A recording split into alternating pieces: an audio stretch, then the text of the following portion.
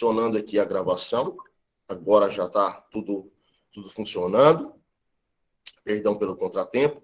Então, eu mencionava que praticamente 16 leis, né, no Brasil foram alteradas, né, pelo pacote anticrime, mas a gente tenta fazer nessa oportunidade um recorte, já que aqui a gente está, na maior parte, né, em acadêmicos, né, ainda do curso de Direito. Então, eu não vou me preocupar tanto em abordagem de leis extravagantes, com exceção da lei de execução penal. Tivemos alteração sobre colaboração premiada, sobre agente disfarçado, enfim, a lei de drogas, lei de status de armamento, perfil genético, né, obtenção do perfil genético, mas em recorte, apenas para a gente otimizar o tempo, a gente se limita aqui ao Código Penal, ao Código de Processo Penal e à Lei de Execução Penal.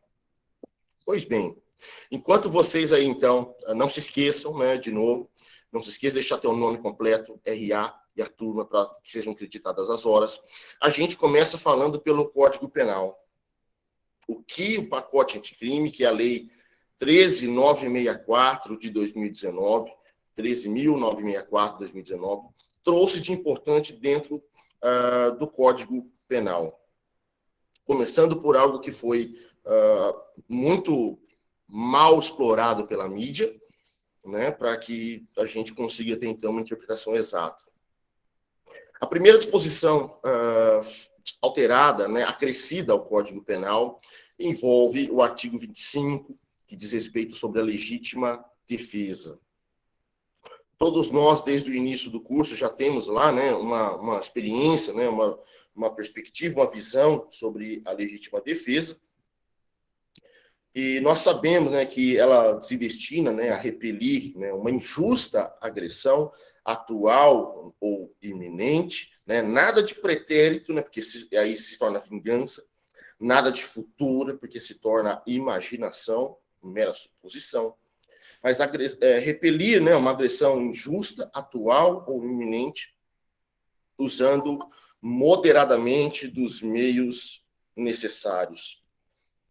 Até aí tudo certo, nada mudou, o Código Penal continua intacto, mas a Lei 13.964 de 2019 acrescentou uma disposição referente à atuação do poder público, da segurança pública, na defesa da ordem pública e dos bens jurídicos de terceiros, para dizer que considera-se, né, em legítima defesa a ação, né, de policiais, de personagens aí da segurança pública na defesa de ataques, né, para repelir ataques injustos, atuais e iminentes, usando moderadamente dos meios necessários em face de direitos de terceiros.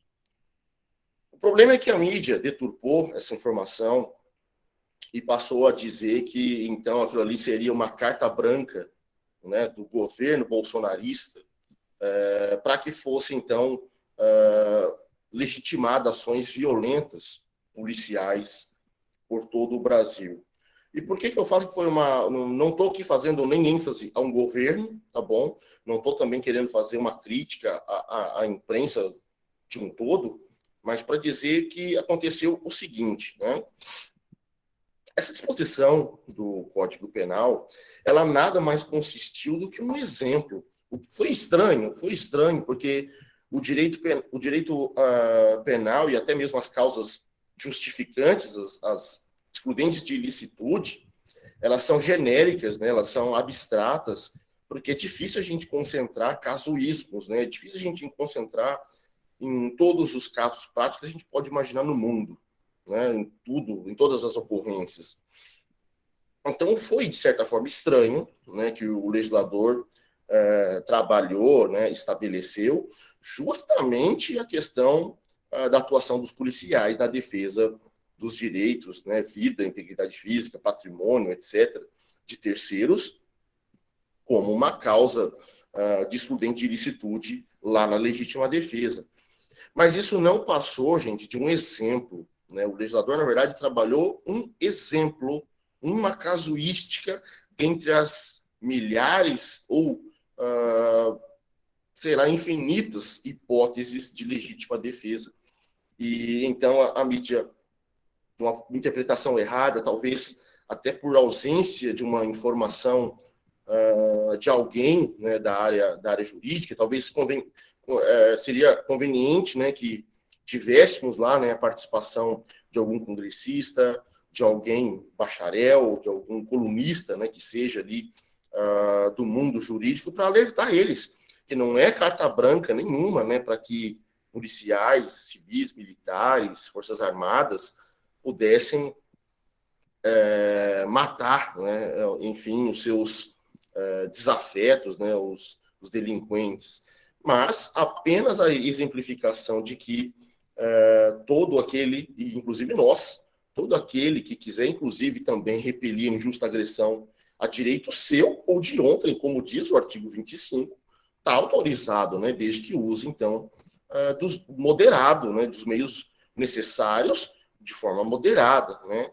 Isso, então, nada passou do que uma mera brasa, né, que começou a se acender, se tornar fogueira, mas foi controlada depois, muito bem controlada pelos professores, pelos livros que foram sendo lançados na sequência. Segundo ponto do Código Penal que merece destaque sobre as alterações ali do pacote anticrime, se desenvolveu lá dentro do artigo 51, sobre a execução da pena de multa, né? Nós sabíamos, né, até um pouco tempo atrás, a questão aí de 20, 30, 40 anos, né, não é tão longe, pensando em direito, não é tão longe, mas que antigamente, né, quando o condenado não efetuasse o recolhimento das penas de multa, aquela pena era transformada, ela era convertida em pena privativa de liberdade. E o Código sofreu alteração, o Código Penal sofreu alteração na década de 90, para que fosse considerada a pena de multa, quando não recolhida, como uma dívida, né, ativa, uma dívida ativa a ser cobrada, né, pelo Estado, mas que não ensejasse, né, o encarceramento do condenado, do sentenciado.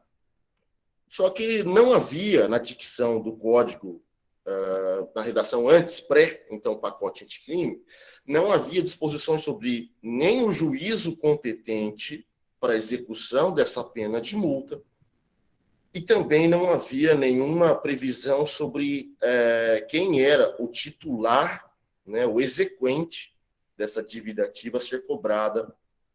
Não sabíamos ainda nem quem era o juízo civil ou criminal, e não sabíamos nem quem era o órgão competente de executá-la, gerando, né, uma insegurança, gerando, inclusive, até mesmo uma grande disputa, né, entre a Fazenda, né, as procuradorias da Fazenda, e também o Ministério Público, porque ambos, né, pela ausência de disposição legal, se degladiavam, né, para que executassem, então, as penas de multa não pagas, né, pelos condenados.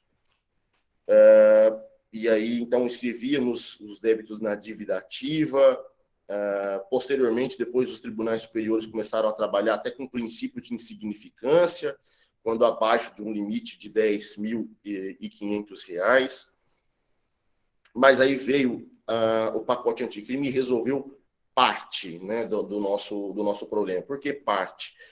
Porque ele trabalhou sobre o juízo competente, mas se esqueceu de trabalhar sobre a titularidade para a execução dessa pena de multa. Como ficou, né, então, com a Lei 13.964/2019, lá, então, alterando o artigo 51 do Código Penal. Transitada em julgado, né, a decisão penal condenatória, a pena de multa ela passa a ser executada, a matéria passa a ser executada de competência do juízo da execução penal. Então, cortamos, né, dessa linha de tempo, né, o juízo do conhecimento, que é o juízo prolator da decisão condenatória. Tiramos também, né, dessa linha do tempo a execução no aspecto civil, até porque é uma pena penal, é uma sanção penal, ela não tem caráter, né, civilístico, patrimonial apenas para ser direcionado ao juízo civil, né? Então, tinha que ser realmente no âmbito penal e pensamos, né, ser adequada realmente o estabelecimento do juízo das execuções penais. Só que remanesceu a problemática sobre a legitimidade, a quem compete, se ao Ministério Público, né, já que foi o titular da ação penal, na maior parte das hipóteses, mas na execução penal é só o MP, nós não temos a figura do particular, do querelante, para executar, ou se ainda caberia à Fazenda, né? Embora exista ainda divergência nos tribunais superiores, tudo bem, tem prevalecido a competência do Ministério Público para a execução das penas de multa, tudo bem?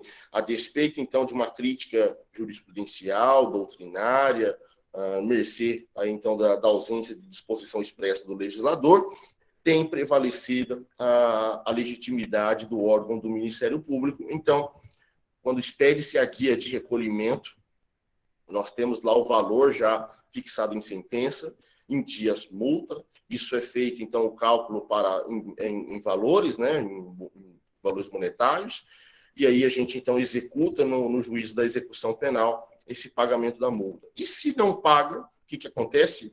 Se não paga, a gente só inscreve o débito na dívida ativa e aguarda, né, o eventual pagamento ou o decurso do prazo prescricional, pois não podemos converter isso em prisão.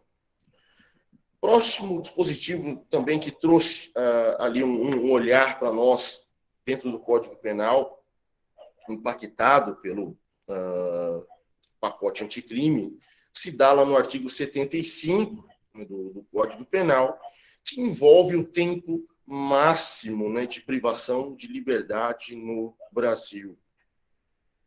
O artigo 75 colocava como limite das penas privativas de liberdade no Brasil, até, então, 22 de janeiro de 2020, né, limite de 30 anos. Ninguém poderia ficar encarcerado pelo cumprimento de pena de prisão por período maior, superior do que 30 anos. Mas, em razão, então, da incidência da Lei 13.964 de 2019, nós tivemos uma alteração significativa, né, onde alterou-se, né, do marco de 30 anos para o limite de 40 anos. Então, o tempo máximo de privação de liberdade doravante, para os casos evidentemente futuros, né, é uma questão irretroativa, maléfica, né, ao agente. Então, fatos pretéritos a 2020, a 23 de janeiro de 2020, eles não são atingidos, mas destinado a fatos futuros, o tempo máximo de privação de liberdade passou a ser de 40 anos. Professor, mas por que não coloca 50? Por que o legislador, então, já que o nome, aspas, pacote anticrime, pegou, né, pela mídia, né, muita gente não gosta desse nome, eu também não sou tão a favor, porque ele nem é tão anticrime assim, mas por que não cedemos para 50, 60 anos e ficamos, então, no 40? Porque devemos lembrar, pessoal, porque a Constituição Federal nossa, ela veda, né, as penas de caráter desumano e perpétuo. Né? Isso, tendo em conta que a expectativa de vida do brasileiro, né, ela está em torno de 72, 73 anos, então, em média, né, se eu privasse de liberdade como tempo máximo por conta de 50 ou 60 anos, eu ultrapassaria 80%, 85% da expectativa de vida da pessoa no cárcere, o que, na verdade, por via oblíqua, significaria, sem dúvida alguma, uma pena de caráter perpétuo. Então, a razão de existir foi: quiseram dar um passo além para fins de recrudescimento, de energia, poder penal, mas mas nós tínhamos também que trabalhar com uma proporcionalidade.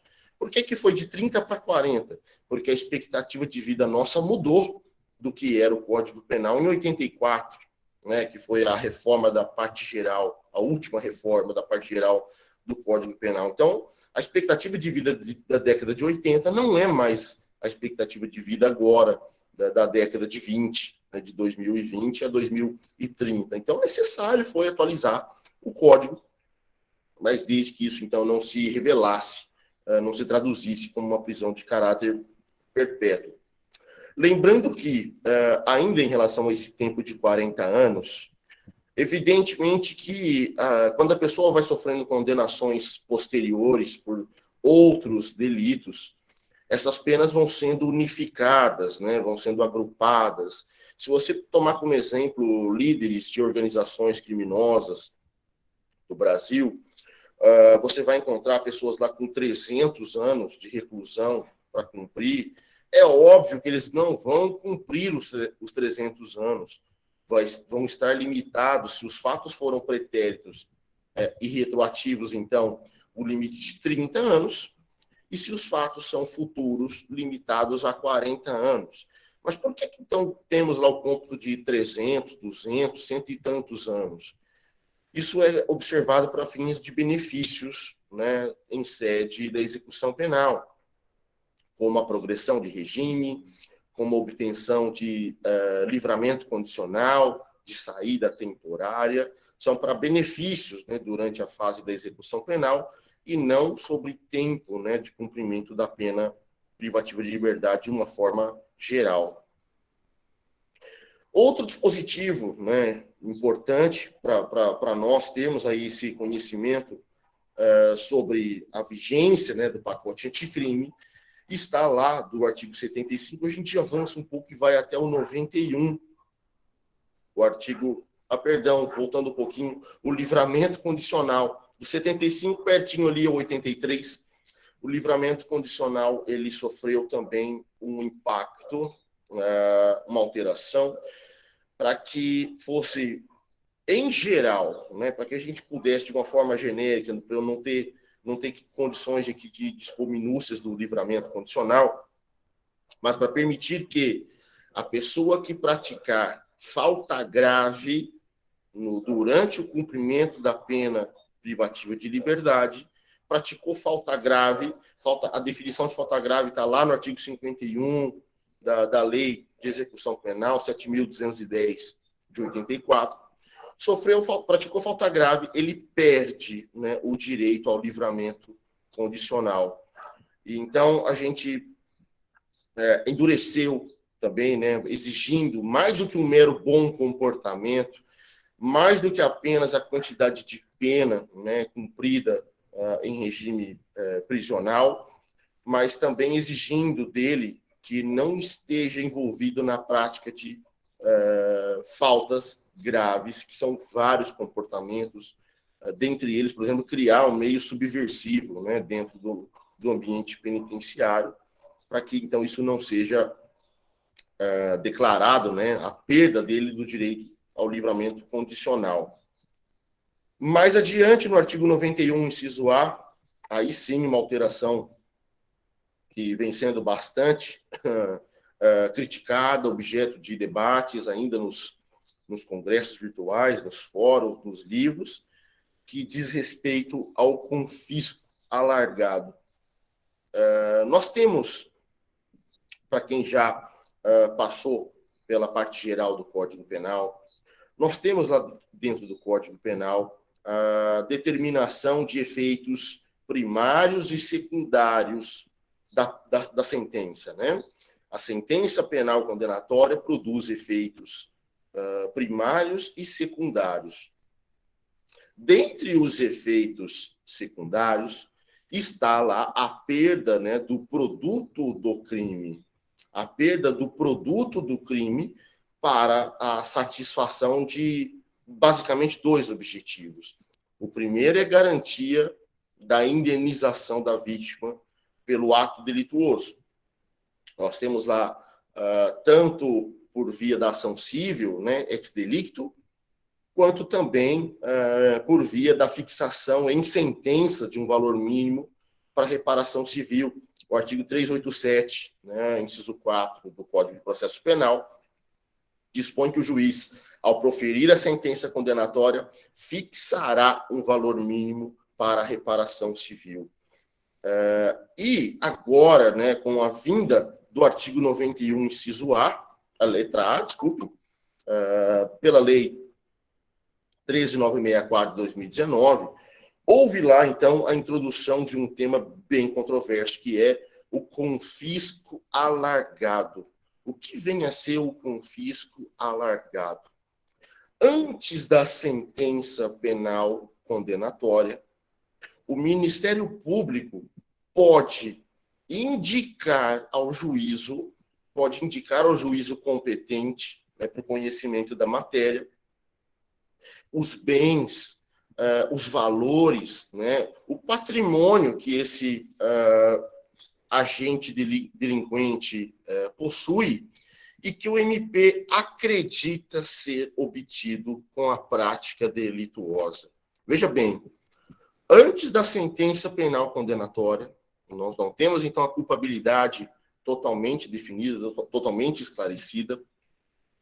O legislador estabeleceu que o Ministério Público pode indicar, pode sugerir ao juízo a indicação dos bens, bens móveis, imóveis, dinheiro, criptomoedas, né?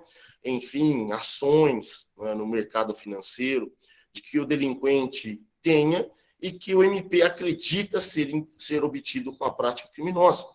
E o MP apurando, indicando ao juízo a diferença entre o que a pessoa tinha de forma lícita e o que ela passou a obter com a prática delituosa, o juiz pode autorizar no primeiro momento, né, o arresto, o sequestro desses bens, né, as medidas assecuratórias, e em seguida o confisco. E por que é alargado? Porque o MP indica o que é obtido com a prática criminosa. E aí eu pergunto, ouso lançar essa pergunta no ar para uma reflexão não de hoje, né, uma reflexão para frente, para que a gente possa debater isso mais, para que a gente possa refletir um pouco mais, né? Onde se dá o contraditório? Onde se dá a ampla defesa de maneira efetiva? Como é que o Ministério Público tem condições de afirmar que aquele patrimônio é efetivamente todo ele lucro da prática criminosa? São pontos aí a gente pensar, refletir, porque parece-me que o legislador, no afã de dar uma arma muito forte, né, um empoderamento, né, ao Ministério Público, para tentar tirar o patrimônio, principalmente dos crimes envolvendo corrupção e envolvendo as organizações criminosas brasileiras. A gente aqui, inclusive, está numa região muito problemática, inserida nesse contexto, né, o oeste de São Paulo. Ele funciona, sem dúvida alguma, ali, se ele não é cérebro, ele é coração, né, de facções criminosas no país. Mas o Ministério Público teria ali condições de realmente acreditar o que seria patrimônio ilícito, né? E como que será exercido o contraditório e a ampla defesa dessa pessoa, uma vez que ainda não há processo em andamento, pode não existir, pode ser só um inquérito ainda não há, então, a obrigatória participação do defensor, seria ali a implementação do contraditório diferido, né, postergado, atrasado, mas provavelmente os bens já serão levados, né, a leilões, né, já serão alienados, o dinheiro vai ser mantido em juízo, né, preservado, né, para que, caso a pessoa seja absolvida, seja a ele restituída, mas o bem em si, ele vai ser alienado, né, pelo Estado e convertido depois em dinheiro. O dinheiro obtido com a venda, com o leilão, por exemplo, ele vai ser depositado, mas e se depois a pessoa é absolvida? Ela perde a casa, ela perde o carro, ela perde a aeronave, né? Como que fica essa questão? Problema, então, para a gente pensar no futuro, tá bom? Que realmente aí tem aspectos para que a gente tenha ainda mais dedicação no estudo e críticas futuras, tudo bem? Depois ali do confisco tratado no artigo 91, gostaria que dar ênfase, né, à caneca da água, mas tirando aí o aspecto de brincadeira, o artigo 116, que trata ali da interrupção da prescrição, também sofreu uma pequena alteração, e essa alteração também é importante para nós, estudantes, para nós acadêmicos, para nós que somos, de uma forma geral, operadores, pesquisadores eternos, né, do direito.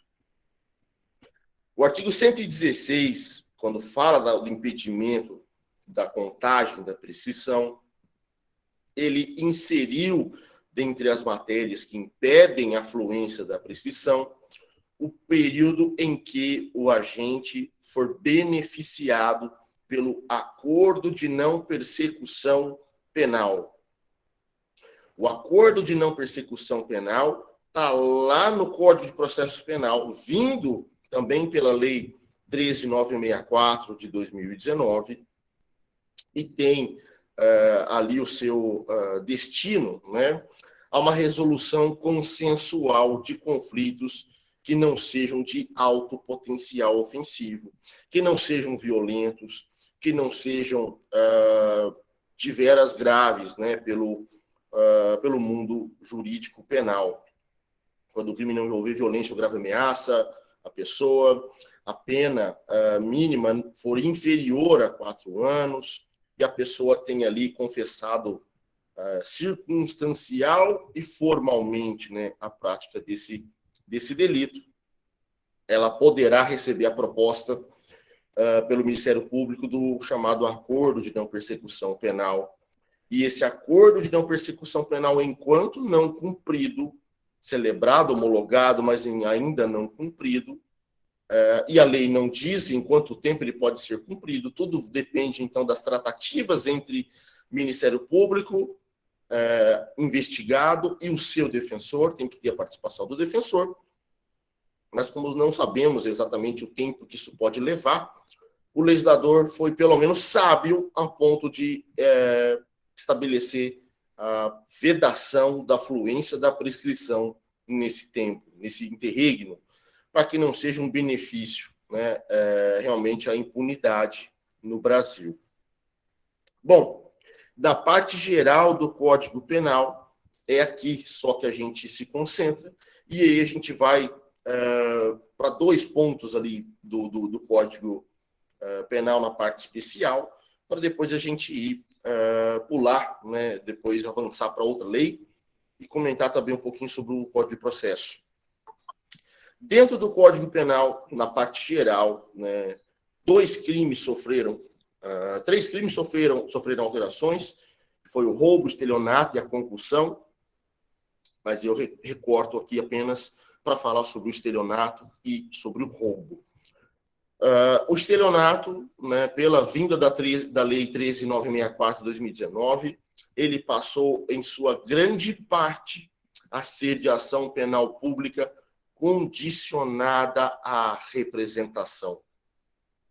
O que é a representação? Lembrando lá, representação, ela é uma manifestação de vontade da vítima, do ofendido, onde ele, ao mesmo tempo, pede para que sejam tomadas providências a respeito daquele delito, e, por outro lado, também autoriza, né, os atos de persecução penal pelo Estado contra o delinquente. É um pedido-autorização, digamos assim, sem a qual sequer o fato será investigado, sem a qual sequer a ação penal poderá ser inaugurada pelo Ministério Público. Antes, todos os casos eram de ação pública incondicionada, não dependia da vontade, da manifestação de vontade da vítima. Agora, a maior parte dos casos passa a ser de ação pública condicionada à representação, dependendo, então, dessa vontade da vítima. E qual a razão disso? A razão é de que o estelionato, para quem já teve oportunidade de estudá-lo e quem já estudou provavelmente vai se lembrar, o estelionato, ele geralmente acaba resultando numa vergonha da vítima de ter caído num golpe.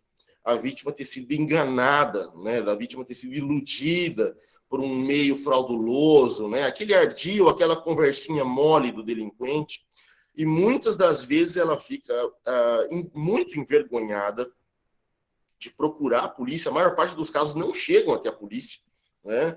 Ela fica envergonhada de procurar as autoridades e relatar que ela caiu num golpe. Por exemplo, comprou um veículo fictício pela internet, um bilhete, né, supostamente premiado da Loteria Federal ou desses outros movimentos que a gente tem aí de premiação, de sorteios, etc., né? Então a pessoa se sente muito envergonhada e acaba não procurando as autoridades.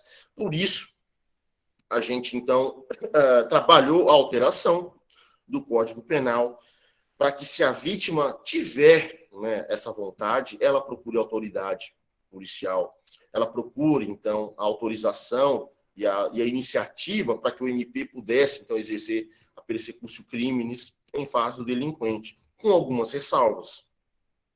Há algumas situações onde ela continua sendo de ação incondicionada, como, por exemplo, contra crianças, contra adolescentes, contra pessoas com déficit, né, intelectual, contra o Estado, se houver estelionato contra a Fazenda, né, contra o Estado, continua sendo de ação penal pública, incondicionada, só que também colocou-lhe o legislador contra a pessoa maior de 70 anos, o idoso. Só que o idoso, meus amigos e minhas amigas, ele é a pessoa, pelo próprio estatuto do idoso, alguém que tem idade igual ou superior a 60 anos. O Código Penal exigiu, só disse que é incondicionada quando ele for maior de 70 anos. Tudo bem, acompanhou a faixa etária do brasileiro, que vai entre 72 e 73 anos recentemente, mas o Estatuto do Idoso de 60 anos ou mais, né? Então ficou realmente algo muito perigoso, porque idoso para nós é quem tem 60 anos completos. E a ação incondicionada só vai ser de quem tem 70 anos ou mais. Esse espaço de quem tem 60 anos até os 70 anos, se ele não procurar as autoridades para que denuncie, solicite providências em face do delinquente, não vai sequer existir a apuração do fato. Isso é perigoso para nós, em termos, então, de segurança, né, dos bens jurídicos do idoso. E dentro do roubo, né, passando do estelionato ao roubo, para a gente fechar a parte do Código Penal, o roubo sofreu duas alterações, e uma delas, né, realmente foi para tentar corrigir algo que antes havia ocorrido, em 2018. Em 2018, o legislador trabalhou a supressão do agravamento, da majorante do roubo, quando fosse praticado com o emprego de arma branca. Né? O que são armas brancas? São chamadas armas impróprias. Todo objeto capaz de ataque vulnerante a terceiro, mas que não fosse propriamente arma, né, de fogo, que era o objeto do legislador à época, né? Então, um taco de beisebol era arma branca, um canivete, um punhal, uma adaga, uma espada, um estilete, tudo isso, em 2018, havia sido suprimido da legislação, ficando apenas o crime, o agravamento, né, da pena do roubo, quando ele houvesse sido praticado com emprego de arma de fogo. Claro que nós temos que pensar que foi um grande retrocesso, um grande erro em 2018, porque a grande maioria dos crimes de roubo são praticados com emprego de arma branca e não com arma de fogo. Arma de fogo, na verdade, ainda é uma minoria, né, diante da maior parte com o uso de facas, né, no Brasil. Então, foi um grande equívoco, um grande retrocesso, e a Lei 13.964 de 2019, esse nosso pacote anticrime, teve, então, a aptidão de tentar corrigir esse aspecto e colocou-la de volta, né, dentro do parágrafo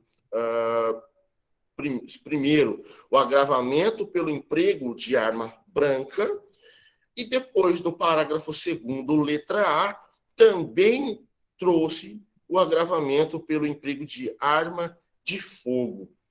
E curioso também, pessoal, que dentro do artigo do roubo, houve ali um endurecimento muito forte para que, quando houvesse o uso de armas de fogo, de uso proibido ou restrito, né, a pena vai muito além até do que o normal da majorante, justamente evitando com que milícias se valham da utilização de armas de uso restrito ou proibido, que facções, organizações criminosas também se valham desse material bélico de alto poder destrutivo para a prática das suas condutas criminosas.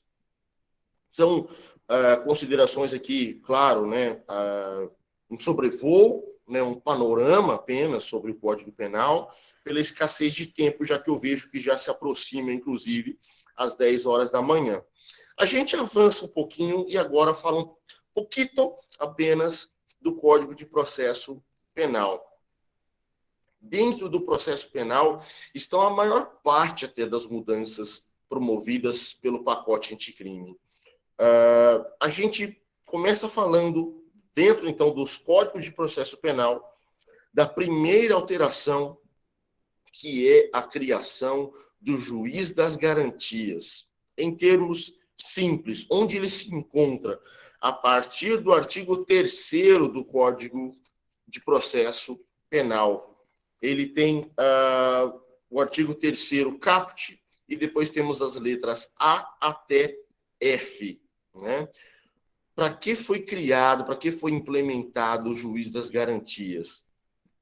Para que ele significasse, né, realmente uma mudança de paradigma, para que o Brasil pudesse enxergar o nosso sistema de persecução penal como verdadeiramente de modelo acusatório. O que vem a ser o modelo acusatório?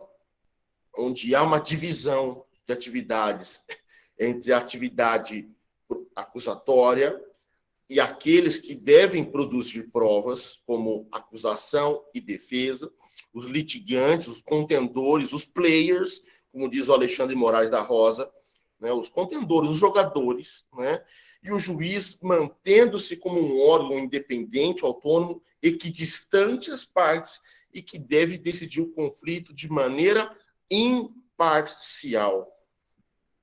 E o Código de Processo Penal, pela vinda do pacote anticrime, já começa o artigo 3º dizendo: o Código de Processo Penal, o processo penal brasileiro, reger-se-á seguindo o modelo acusatório. Professor, mas precisava disso? Precisava desse reforço todo? Eu ouso dizer que sim, porque muitos dos autores que nós seguimos na doutrina brasileira sustentavam que nós seguimos um modelo misto, híbrido, entre inquisitorial e acusatorial.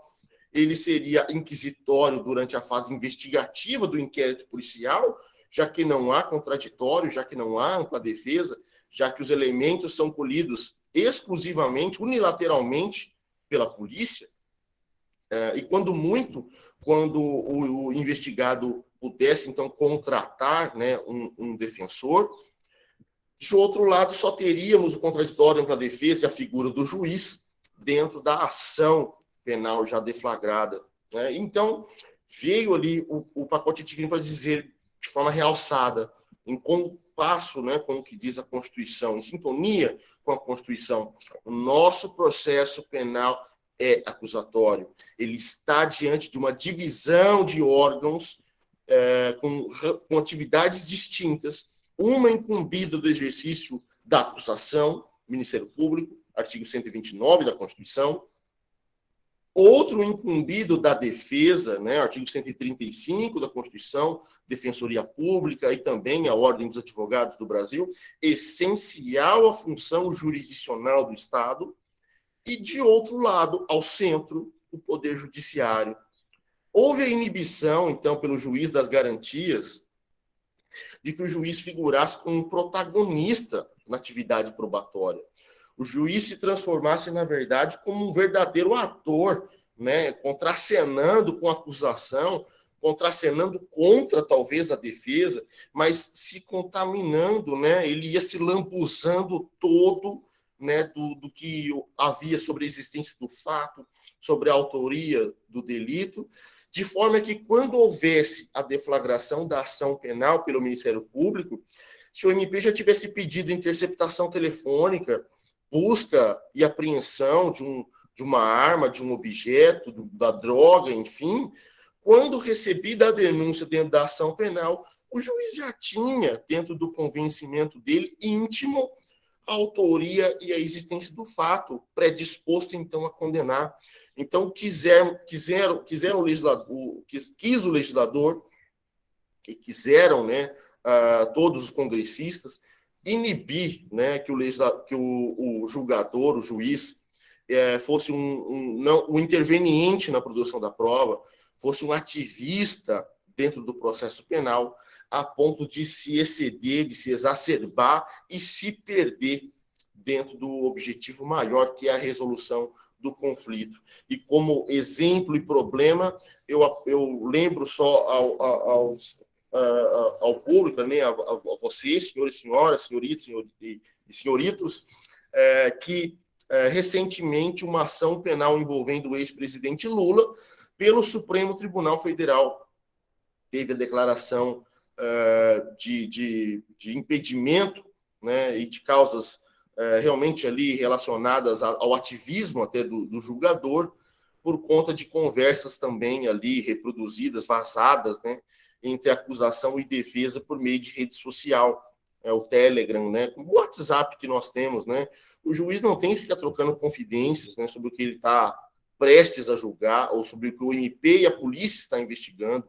O juiz só tem que receber o conhecimento quando necessário. E para onde veio o juiz das garantias? Para dizer o seguinte: haverá um juiz responsável para acompanhar medidas que importam na mitigação, na flexibilização de direitos fundamentais da pessoa na fase investigatória, que não será o mesmo juiz que depois produzirá a prova, que acompanhará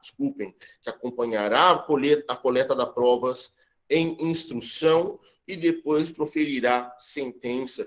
Há uma separação dos juízes. Um juiz que acompanhou e deferiu alguma medida cautelar dentro do inquérito não poderá ser o mesmo que vá depois escolher a prova em audiência e julgar, para que não haja essa contaminação.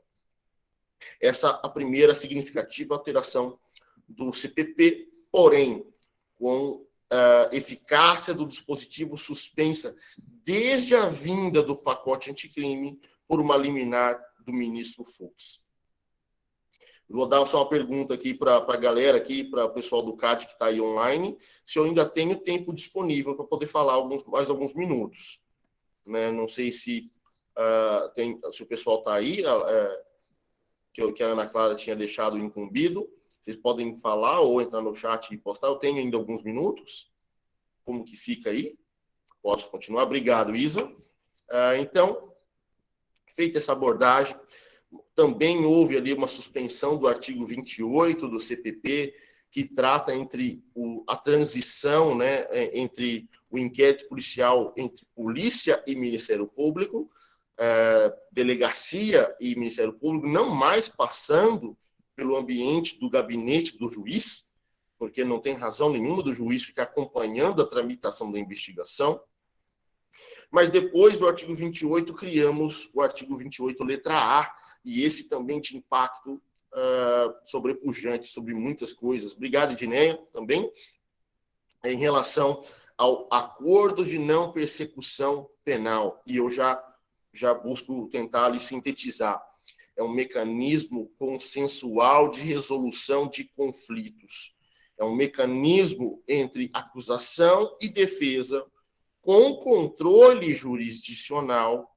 Friso isso também, porque não é arbitrário, não é apenas autoritário feito pelo MP, tem a participação da defesa e tem o controle jurisdicional, onde em crimes que não são de alto potencial ofensivo, com uma pena mínima abaixo, inferior a 4 anos, que não envolvam violência ou grave ameaça à pessoa, que não envolvam violência doméstica e familiar contra a mulher, não atingem ali também idosos, não sejam crimes hediondos ou equiparados a hediondos, desde que o autor do fato confesse formal e circunstancialmente o delito, ele pode receber, então, esta medida, né, que, sem dúvida alguma, vem ali, inclusive, a desafogar o judiciário, vem ainda a tentar inibir a privação de liberdade por crimes que não são tão graves assim,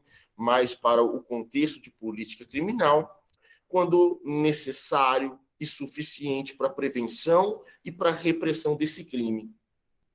O criminoso habitual, não, diz o legislador, que não tem esse direito. Aquele indivíduo que usa do crime como meio de vida, como meio profissional, né, de se viver, ele não tem direito a essa medida, assim como os casos que envolvem violência doméstica e familiar contra a mulher, já que nós estamos numa perspectiva de momento, né, contemporânea, justamente da luta, né, pela erradicação da violência doméstica e familiar contra a mulher. Em síntese, um pouquinho só do acordo de não persecução penal, para eu não avançar tanto assim e a gente já perder todo o nosso tempo. Na sequência, né, nós também tivemos mudança dentro lá do tema das provas no processo penal. Dentro do tema das provas, vem de novo um aspecto do juiz das garantias, por quê? Porque um artigo em especial, né, lá do Código de Processo Penal, dizia que o juiz tinha, né, ele tinha ali iniciativa probatória, né, eu jogo aí no chat, o artigo 156 do CPP, ele fala sobre o ônus da prova. O inciso 1 fala que o ônus da prova compete àquele que alega. Então, o Ministério Público alegou a prática do delito, então comprove tipicidade, autoria, existência do fato, culpabilidade, né, punibilidade, e ao réu, né, incumbe-lhe apenas a apresentação, a comprovação daquilo que ele alega, que são os álibis, né, defensivos. Só que o inciso 2 do artigo 156, ele admitia ao juiz, né, produzir diretamente prova quando ele, julgador, entendesse que aquilo era relevante para ele sanar ponto relevante do processo. Quando ele quisesse sanar dúvida sobre ponto relevante. Isso tem agora a ver com a questão desse sistema acusatório. Porque se a prova tem que ser produzida pelas partes e não pelo juiz, o juiz, quando ele toma para si uma atividade que compete às partes, ele corre o risco de comprometer sua imparcialidade.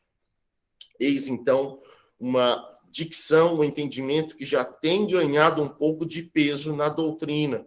Ricardo Jobinson, Auri, Rogério Sanches, Renato, alguns outros autores sobre a não possibilidade mais de aplicarmos uma revogação tácita do artigo 156, inciso 2, porque seria inconstitucional agora, então, essa iniciativa probatória do magistrado.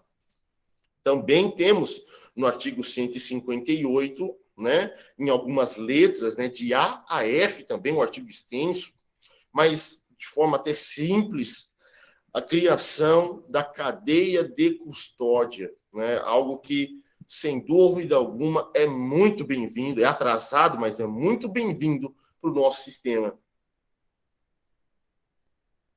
Por quê? Porque a gente não tinha...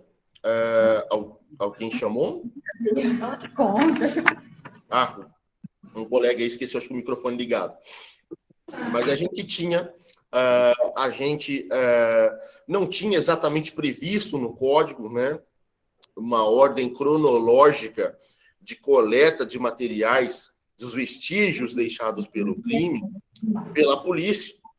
E isso teria ali o condão de comprometer todo o resultado das investigações contaminando o local. Gabriel Correia, se você puder, por favor, lembrar de fechar o seu mic. Acho que ele não está, talvez... Aí, ouviu? Aí, acho que deu certo. Enfim, a gente, com a ordem cronológica, né? A gente não tinha esse cuidado com a ordem cronológica sobre a coleta dos vestígios deixados pelo crime.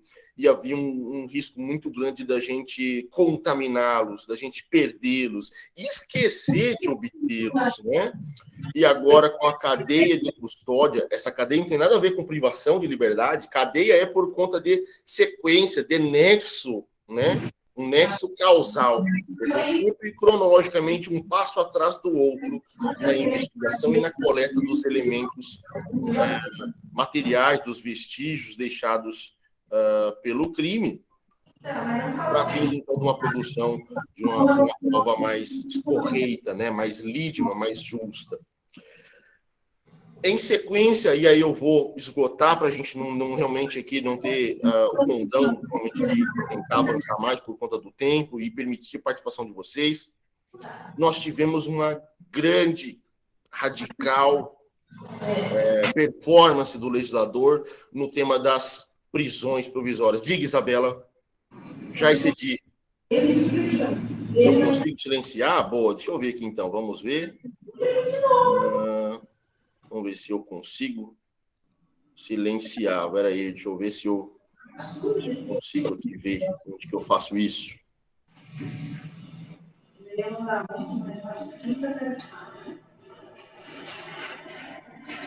Não estou conseguindo.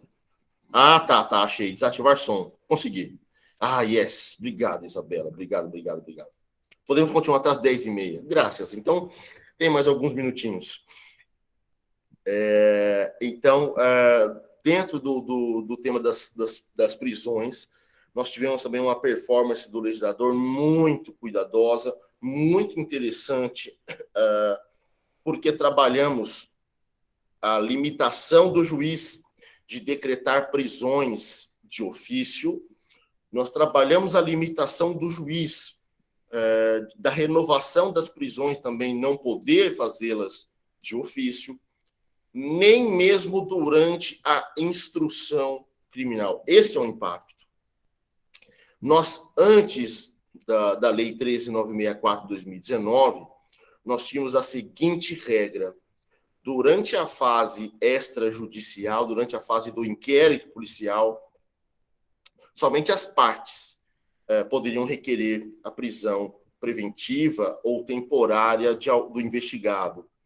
E ali a gente estava diante do Ministério Público com um requerente, nós estávamos diante da autoridade policial com um representante, nós estávamos ali do querelante quando fosse caso de inércia ministerial, mas nós não tínhamos a possibilidade do juiz decretar a prisão de ofício, porque, obviamente, o sistema acusatório o impede de fazê-lo, né? Só que o que acontecia? O 282 e o 311 do CPP autorizavam o magistrado, durante a instrução criminal, por um poder geral de cautela, confundir o legislador antigo, o mecanismo do processo civil com o processo penal, e as matérias são radicalmente distintas, né? Em um, o poder geral de cautela vai repercutir no patrimônio, no outro, o poder geral de cautela vai repercutir na liberdade, na privação da liberdade. Não tem como comparar os dois sistemas. E aí permitia com que o juiz, por esse poder geral de cautela, pseudexistente, decretar a prisão preventiva depois de iniciada a ação penal, quando o juiz verificasse, né, o risco, né, da manutenção da liberdade do indivíduo, a ordem pública, a ordem econômica, a produção da prova, a instrução criminal e até mesmo a aplicação da lei penal, né, para os riscos de fuga. A Lei 13.964 de 2019, o pacote anticrime, veio e rompeu com tudo isso, exigindo sempre, agora antes e depois da ação penal, na fase investigativa, seja na fase da instrução criminal, o juiz não pode mais decretar de per si não pode mais, de ofício, decretar prisões provisórias. Por quê? Porque não lhe compete tal matéria quando não requerido pelos legitimados. O juiz tem que se manter o quê? Quando eu falava do sistema acusatório, equidistante. E é assim que a gente vai caminhando para a garantia realmente dos direitos individuais e fundamentais da pessoa humana. Dentro ainda também do tema das prisões, houve agora de forma expressa, já atrasado, mas houve agora de forma expressa, o estabelecimento da audiência de custódia. A pessoa presa em flagrante, presa preventivamente ou presa temporariamente, ela deve ser apresentada ao juiz competente no prazo de 24 horas contados da captura. Então, independentemente do tempo que demorou para capturar, capturei o indivíduo dentro de 24 horas a partir da captura, o indivíduo tem que ser apresentado ao juiz para a realização da audiência de custódia. Para quê? Para verificar a legalidade, é um controle jurisdicional da legalidade dessa prisão efetivada, seja por qualquer do povo, seja pelos agentes policiais. Uma disposição que já era cobrada pela ONU, foi denunciada para a ONU ao governo brasileiro, o CNJ já tinha editado resoluções tentando fazer com que os tribunais pudessem aplicá-la, mas enquanto não havia lei, né, o judiciário estava virando as costas efetivamente para esse instituto, e então, com a vinda da Lei 13.964/2019, nós tivemos, então, agora de forma expressa, né, a implantação da audiência de custódia. Depois, meus amigos, minhas amigas, onde houve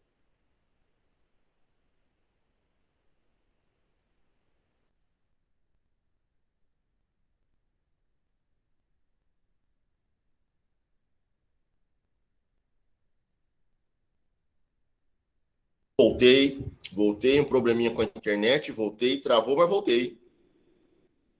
Travou, mas voltei, deu um probleminha aqui na internet, perdão. Mas internet no Brasil é assim, né? Seja 4G, seja Wi-Fi, isso que eu estou perto aqui do roteador, mas ainda assim. Nós vamos lá, então. Estão me ouvindo? Estão me acompanhando? Voltou a imagem e áudio? Beleza, obrigado. Então, dentro ainda do tema das prisões, sem dúvida alguma, a que mais sofreu impacto é a prisão preventiva.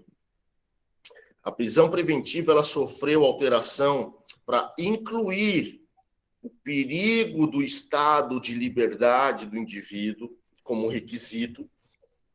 Isso porque já era por nós examinado e exigido, né, o periculum libertatis, além do fumus comissi delicti, além dos indícios de autoria e da materialidade delitiva, também exigia-se, né, o risco da manutenção da pessoa em liberdade. Só que isso não era expresso, né? Então, o legislador quis ter o cuidado de evitar decisões aleatórias, arbitrárias, que não atendessem a esse requisito. Então, houve ali, agora de forma expressa, exigindo o risco de liberdade gerado pelo indivíduo. Houve também, né, um trabalho relacionado à fundamentação da decisão. Olhem bem ao ponto que chega, porque nós tínhamos decisões jurisdicionais, espero que você não tenha visto, mas e se já tenha visto, que isso já tenha sido eliminado, mas uma responsabilidade tão grande que é depositada ao membro do Poder Judiciário, e nós tínhamos, né, decisões tipo formulárias. Colocava lá o juiz, né, Joãozinho está sendo denunciado, está sendo investigado pela prática do crime tal, o inquérito demonstra autoria, materialidade, e a conduta dele é demais de grave, né, atenta à ordem pública, à segurança da instrução, à aplicação da lei penal. Ante o exposto, decreta a prisão preventiva, espessa-se mandado de prisão. Era uma decisão de formulário, se enquadrava para tudo. Eu até acompanhava, antes até do pacote anticrime, né, críticas da doutrina, onde alguns até mencionavam de maneira jocosa, ironicamente, mas era verdade, eram decisões horóscopas. Por quê? Porque se você era para servir para tudo, né? Todo mundo que era de Áries, todo mundo que era de Leão, de Virgem, né? Então, nós mudamos o código para evitar decisões genéricas, fundamentações de aparência, né? Hoje, o 315 do Código de Processo Penal exige uma motivação séria do magistrado, exige uma fundamentação e uma pertinência com o fato. O juiz tem que fazer uma linkagem do artigo de lei, dos requisitos da prisão preventiva, com o fato que ele está apurando. Se tem súmula já superada, ele tem que mencionar que aquela súmula já não é mais aplicável. Se a defesa, por exemplo, alega algo, se a acusação alega algo de uma superação de precedente, o juiz não pode mais utilizar.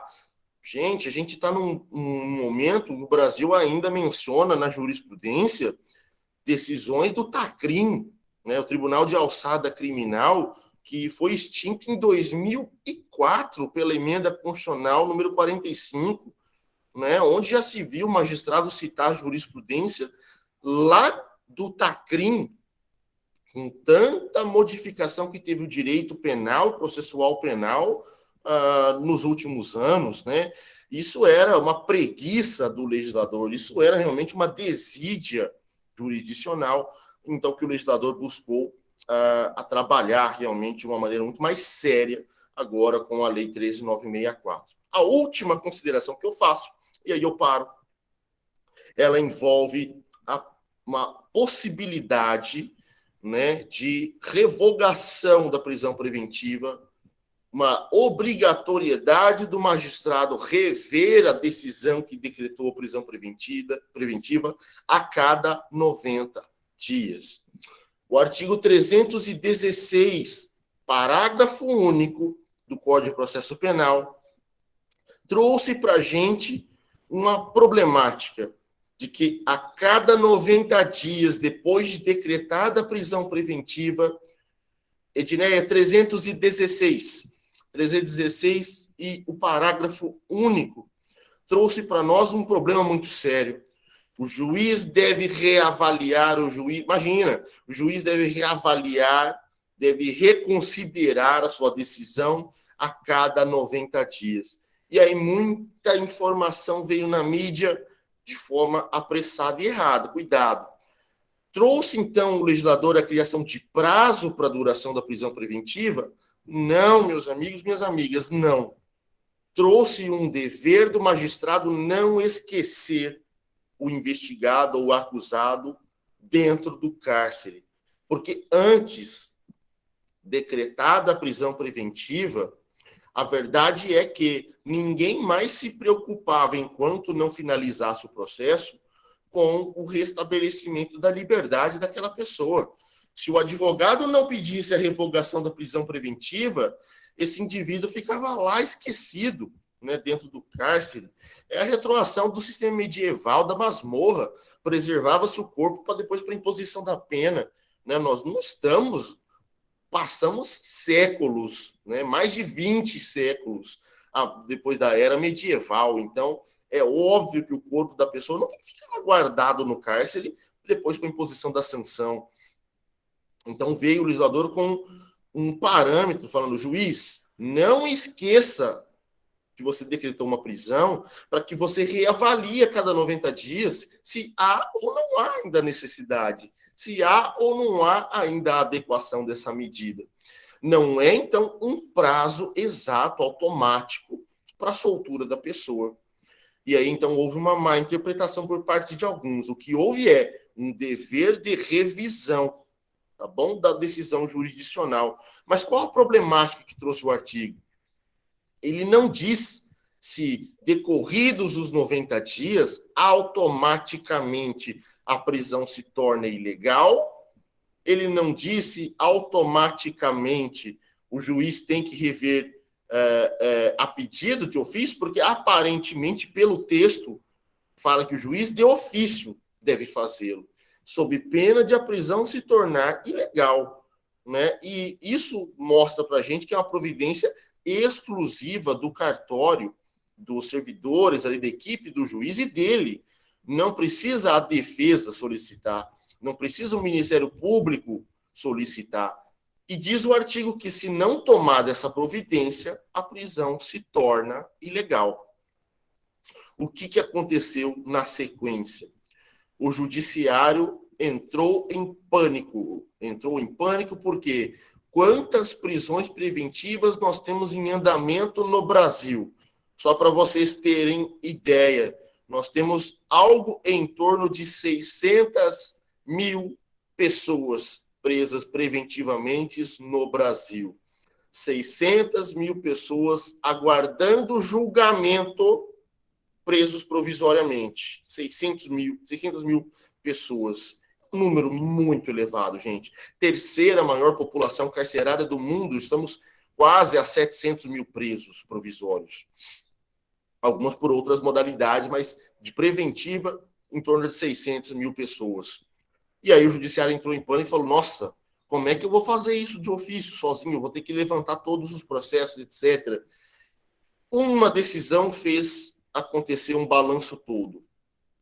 O ministro Marco Aurélio Mello, no ano, recentemente, né, próximo do final do ano 2020, e agora começo de 2021, apreciando um habeas corpus impetrado pela defesa de um grande líder, né, de uma organização criminosa brasileira, o André do Rep, né, ele revogou a prisão preventiva do André do Rep, que estava preso há mais de 90 dias, preventivamente, sem que o juiz da causa tivesse reapreciado essa prisão preventiva.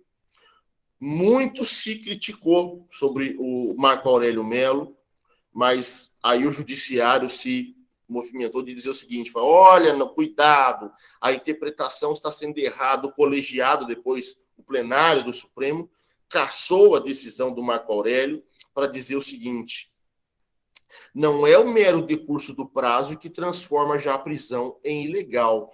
O que transforma em ilegal não é automática a soltura da pessoa. Só se tornará ilegal se o juiz não fundamentar. O juiz pode fundamentar, mas não num cálculo aritmético. No 90º dia, ele tem que estar fundamentando já a permanência dos requisitos da prisão. O juiz não tem que ser uma máquina de calculadora financeira, um computador ambulante, para ficar acompanhando dia a dia todos os casos. O que tornará ilegal é se o juiz, mesmo depois desse prazo, nunca quiser fundamentar, nunca se preocupar em motivar a permanência dos requisitos autorizadores da preventiva. Aí sim tornar-se-ia a prisão preventiva em ilegal. Matéria preocupante, matéria problemática, matéria de crítica pela doutrina, mas, por enquanto, nos informativos do STF, tem prevalecido que, decorridos os 90 dias, não é automática a soltura, porque a prisão preventiva não tem prazo. Exige-se o fundamento pelo magistrado. Com isso, gente, eu gostaria de falar muito mais, agradeço a presença de todos aqui nesse sabadão, tá? Nessa oficina, aqui nesse bate-papo, sem realmente o intuito de esgotar a matéria, mas eu agradeço a presença de todos vocês, e eu encerro aqui a minha fala, devolvo, né, a voz aí aos amigos aí do Centro Acadêmico. Quem é aqui, quem chegou depois, não se esqueça do nome completo do seu RA e da turma, né, que você pertence, para que você garanta aí o crédito das horas complementares. Com isso, então, eu encerro aqui, devolvo a voz para eles e também abro aqui a comunidade acadêmica para quem quiser se manifestar. Um obrigado, um bom dia para vocês. Pessoal, alguém vai querer fazer alguma pergunta para ele?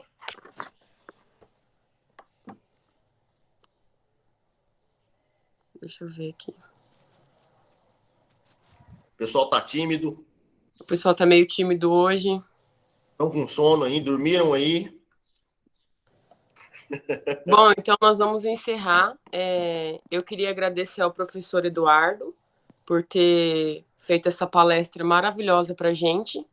e pela disponibilidade do tempo dele, né, gente? Porque hoje também quero agradecer, em nome do CAD, da Liga Acadêmica, aos colegas que tiveram prestigiando esse evento.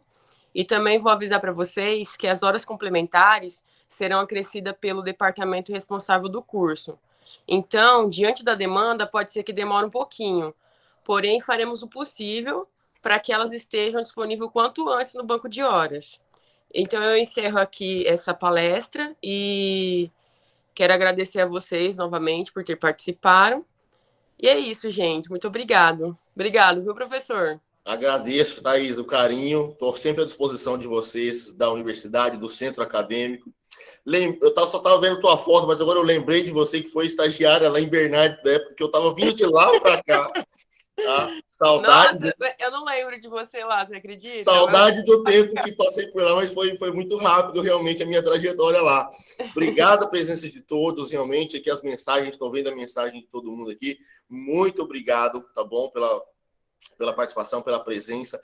Lembrando que a gravação eu vou deixar disponível depois para a Isa, para a Ana, para o Edneio, a galera aí depois do CAD vai jogar aí para vocês. Vou jogar também lá para o meu canal do YouTube. Quem quiser também puder dar uma força lá para a gente ir alavancando um pouquinho aquele canal para a gente sempre dispor material novo para vocês, atualizado e quem sabe aí, né, o conhecimento jurídico vai melhorando aqui na nossa região do Oeste Paulista, tá bom? Muito obrigado pela participação de todos. O pontinho são as horas complementares, que maravilha, hein? Obrigado, bom sábado, bom fim de semana para todo mundo e a gente se vê numa próxima oportunidade. Tchau, tchau, gente. Fiquem com Deus. Amém, você também.